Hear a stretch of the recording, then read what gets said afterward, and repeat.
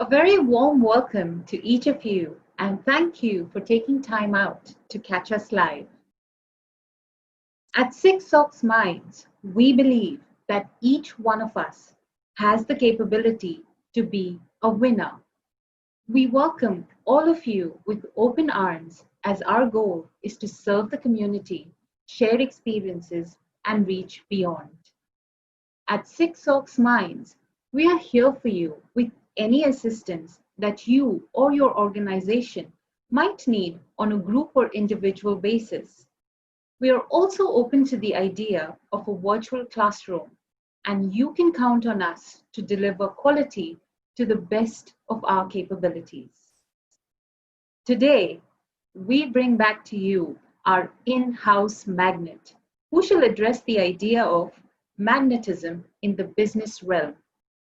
A permanent student, always ready to learn, TP Anand has over 35 years of working experience, and for the past 10 years, he has been advising the SME sector on business planning, business process improvement, and strategic planning. He helps companies set themselves up on a path of excellence. He believes strongly in engaging himself in three dimensions: direction, discipline, and distinction. He's a great mentor, philosopher, and guide, helping people achieve their goals. He also works closely with the Business Excellence Awards offices all over UAE and is always passionate about his commitment to achieve results. Ladies and gentlemen, let's welcome Mr. T.P. Anand speaking on the magnetic pull.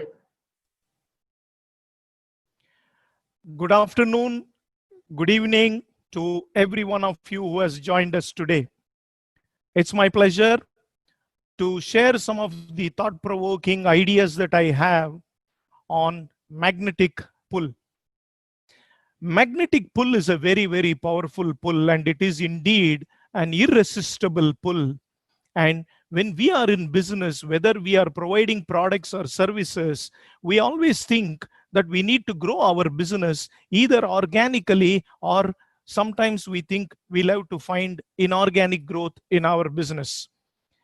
But is there a way in which business can be grown on a sustained manner, consistently, year over year, despite what the situation is around us? That's a very difficult question to answer. But in business, from my experience, I have seen organizations which have struck that beautiful balance between growing organically and also inorganically, depending on the situation, or organizations which have always found to be on growth path. Now, to stay on the growth path and to attract more and more customers, what are we going to do? We are going to make sure that we consistently add value to the customer. This is extremely important because the customer would like to stay with you, and the customer would like to come back to you only because there is a value addition that is happening. So adding value and making sure that there is value for money is very important. Two, the relationship is so important that we need to nurture the relationship and build the relationship into the long term. To do so, the relationship should be always win-win. We don't play games in business, because in a game one would win and the other would lose. In business, it is always a relationship, and in relationships, it is always win-win. So when you win, your customer also wins. And a commitment towards knowledge management, commitment towards continuous improvement, which is visibly seen by the customers from time to time, is very important. So improving the products or services that is being offered to the customer is very important, and that can happen only when there is innovation coupled with a perfect knowledge management. And while we are doing all of this, are we thinking about prosperity for our customer? While we are worried about our prosperity, we should also think about the prosperity for the customer. As I said, it's a win-win relationship, and we are nurturing a perfect partnership with our customers. So this is something which is given. This is something which is important. And this is something that all organizations, irrespective of the size, irrespective of whether they are in products or services, should bear in mind: the customer relationship. Why are we in a situation like today where so many things have changed and so many dynamics are different today compared to what it was 15, 20 years ago? 15 years ago, we were actually working on a pipeline. We used to have a pipeline where we used to start filling the inquiries and start looking at things and then do the filtering process, because then what comes out of the pipeline is the confirmed orders with the customer. Now, if you carefully analyze it today, over the last 5 years, in every single industry, we have moved away from the pipeline to the platform concept. For example, if you want to recruit somebody for your organization, you will collect a lot of CVs, you will filter those CVs, and then you will do the processing and then go through the shortlisting process. But today, all of those is being done by a platform. The platform already has enough CVs. The platform does the filtering. The platform does all the search for you and filters it and gives it to you. It is true in every single case, which means our business has moved from pipeline to platform. Please recognize this fact. I'm going to talk about non-customers. The theme for today is: how do we attract customers? How do we have that magnetic pull to attract more and more customers? And when I say attract more and more customers, I'm not going to touch upon some of the marketing techniques or marketing strategies, but I'm going to focus mainly on how to attract non-customers. Let's take an example of a digital library. Today, if you see, most people do not visit a library because the customers who used to visit library have started going once in a blue moon. Now, when you look at non-customers, we look at non-customers in 3 tiers. The tier 1 customers are those who happen to be there, but who do business with us or transactions with us maybe once in a while. Now, this is a very important segment where they are there, but they are not frequenting as frequently as we want them to frequent to our product or service. Now, how do you increase the engagement with these people? Because they are increasingly using books from other sources, but not coming to the library. The second tier people are people who have actually rejected, and they have said, no, I don't need a library. I can do a Google search whenever I feel like. While the tier 1 is coming to you once in a while, please remember the tier 2 has rejected you. And is there a way you can go back to them and attract the people who have already rejected? And then comes tier 3. Tier 3 is customers who are at a far off distance, who are seemingly outside the boundaries and limits, but who could be attracted. So those are the tier 3 customers.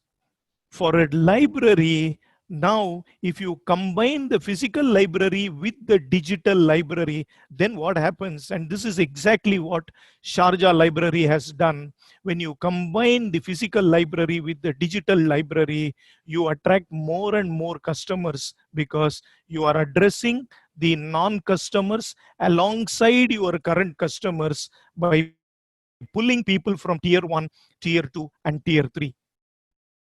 Let me explain this further with some more examples. Now, for example, we all know that smartphone is a device which is meant to be used by people who are busy, who are on the move, and it's a device which is meant to be used only by business owners, business managers. But in 2006, When iPhone was released, followed by the iPhone and iPad was made available to everybody. Whether you are a busy business owner or not, you could use an iPhone.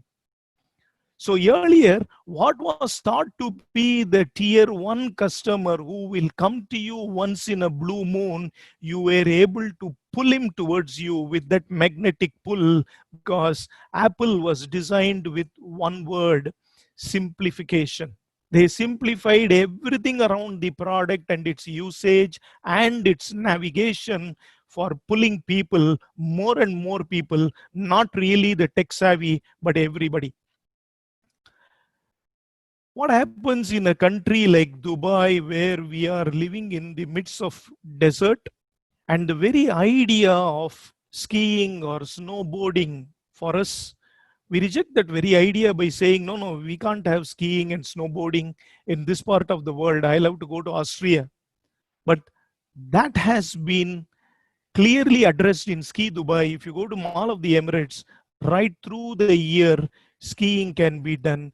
People who earlier rejected this destination by saying, oh, skiing and snowboarding is not possible because it's a desert, they have attracted. And that's why they have a regular stream of customers flowing, not just the tourists, but the residents who are here, who are working here, who have migrated from Europe or Australia or elsewhere and working here. They are the people who frequent to Ski Dubai on a weekly basis. So they have addressed the tier 2 customers. And in a country like Dubai, where we are all working, and it's more than 90% of the population, which is a working population, we think if it is vacation, we'll have to go outside. This weekend, I'm told, most of the resorts in Fujairah and Ras Al Khaimah are fully booked. How come most of the resorts in Fujairah and Ras Al Khaimah for the weekend are fully booked when we are staying in a country which is so hot and there are no tourists to be seen? Because all these resorts are promoting staycation. When they promote staycation, they are actually attracting people who are within the country. And this is something which was done very well by Nintendo. When Nintendo was facing acute competition from Microsoft and from Sony, they went and looked at non-customers who are in tier 3, which is residents of the old age homes, and made them their customers. And they went and did a survey to understand exactly what they want, and accordingly built product to suit the old age home residents. And Nintendo otherwise would have gone out of business. They stayed on with their business because they were able to go and attract, pull like a magnet, the tier 3 customers, which is old age home residents. Now, this is something that I always like, and when I read it for the first time, it made a lot of sense for me. Get closer than ever to your customer. Get closer than ever, because you need to understand your customer, you need to understand where your customer is heading, and you need to understand exactly what your customer needs, because on many occasions, the customer themselves does not know what they need. You need to educate them. Now, in order to do that and to attract customers, I believe in a three-pronged approach. Number one, to add new customers, create new demand and look beyond. While restaurants are struggling to get customers, while restaurants are struggling to find new customers, and restaurants are fighting with each other because there are too many restaurants, we now see a new concept called cloud kitchen. And with this cloud kitchen, what has happened? Convenience has been brought at your doorstep. Gone are the days when restaurant used to choose by saying, oh, it's too far off, we can't send our delivery guy to your house. Today, nobody says that because there are delivery companies. I can order my starter from one restaurant, main course from another restaurant, and my dessert from a third restaurant.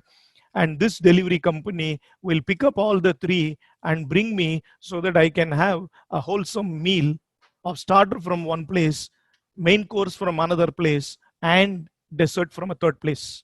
This has been made possible today. So look beyond and create new demand for yourself. That's the first thing that I feel every business should do. Secondly, in order to add customers, add value to customer. Ask yourself, is it real that I am proposing to the customer? Whatever proposition you are making, whatever pitch you are making with a customer, let it be real. Let it be win-win. And at the end of the day, the customer is paying for it.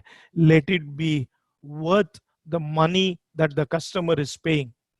And with this in mind, the Tata Group in India came up with the concept of building a car for less than 100,000 rupees, because they were not looking at competing with automobiles. They were looking at replacing something which is more safer for a family of husband, wife, and 2 children, because otherwise they were traveling in a two-wheeler. The risk is very high when a family travels in a two-wheeler, four of them in one two-wheeler. So the Tatas were thinking, how can we make the journey safer, but at the same time affordable? And that's a concept of a car at less than 100,000 rupees. So when you add that value to the customer, when you make it real, win, worth it, you will automatically attract those customers, and they are no longer going to think, oh, car is a luxury, I can't afford it, I can only afford a two-wheeler. So add value to the customer through the real win, worth it criteria. And third, and very, very important, continue to stay relevant. Knowledge is power. With technology making sweeping changes in every single ecosystem that we are aware of, we need to continuously stay relevant. Southwest Airlines was started 30 years ago, and it was started as a budget airline. And the founder was asked, why are you offering airline tickets for such a low price? And why are you killing the airline industry? He said, I am not competing with any of the airlines. I'm competing with ground transport.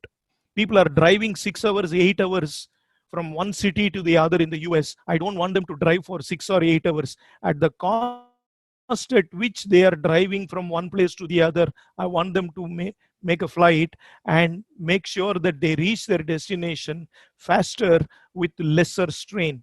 And today, if you go to the US, still Southwest is a very big airline with 750 aircrafts, and they have continued to stay relevant. So I looked at some local examples within our country here in Dubai, and how people have pulled more customers with that magnetic pull. The first one that comes to my mind is Danube Properties. They were the first people who brought in Sunil Gavaskar, a legendary cricket player, as their brand ambassador, and said, pay 1 dirham, pay 1 dirham, pay 1%. No, that was very, very attractive when you saw pay only 1%. How is that we can pay 1% and get a property? They said anybody and everybody can buy a property. And their properties were fully booked, because they said you pay 1% at a time, and you pay over a period of 10 years or 12 years, and we will make it affordable for you. The other great initiative, in my opinion, was Do. While Etisalat was charging by the minute, it was Do which came up with an advertising campaign where they said you can pay by the second. If you talk for 45 seconds, why are you paying for a minute? You should pay only for 45 seconds, because you haven't utilized the remaining 15 seconds. So they said pay per second. And that one strategy pulled so much of customers towards them, because they said it doesn't make sense to pay per minute, you pay per second, which in my opinion was a brilliant stroke. And this is the latest. Dabza, as we all know, is Dubai Airport Free Zone. In Dubai Airport Free Zone, companies are going and registering because they want to be in the airport. They want to receive their cargo by air. They want to do something on that cargo and again reship it or whatever. It makes sense for them to stay in the airport. So there are so many companies which are registered in Dubai Airport Free Zone, but Dubai Airport Free Zone recently signed up with Vassal Properties, and they are now developing a whole new property in Ramul. In the Ramul area, it is called Commerce City. And this will be the first free zone for e-commerce. For the entire region, they are promoting it as the first free zone for the entire MENA region, Middle East and North Africa. And Commerce City is a concept which is going to pull all the e-commerce companies in one place. Now, these are some of the great examples which shows very clearly that if you want to pull customers, you can easily pull customers like a magnet, provided you understand your customers and you know on what basis you are going to pull them. So the magnetic pull of bringing customers is quite possible in every business with the three-pronged approach of looking beyond, adding value, and staying relevant. With this, if you continue your business, I'm sure, and I have absolutely no doubt, you'll keep growing your business. Over to you, Deepa. I'm ready to take some questions.